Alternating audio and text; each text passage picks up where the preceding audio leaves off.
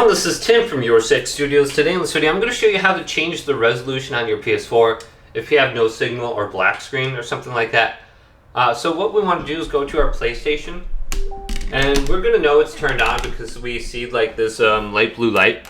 Hold down the power button and you're going to hear one beep, and then you're going to hear another beep, and this is an indication that it's turning off.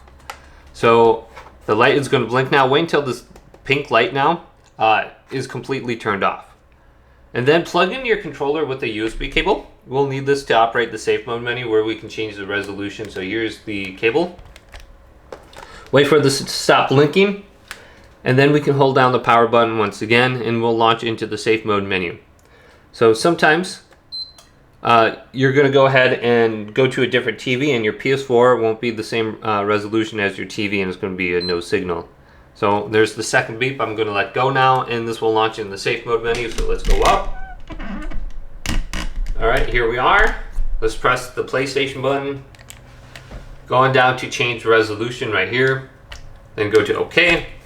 Now your PlayStation is going to restart until it gets to a screen where it says the resolution, and you can choose the option now. And then you should be good to go. So if you do have a black screen, this is the easiest way to fix it. We'll lower the resolution so it's supported on your TV.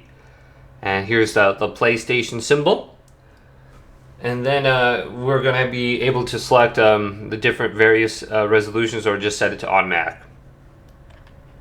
So here's my different resolutions. But hopefully this video did indeed help you out. If it did, leave it a big thumbs up.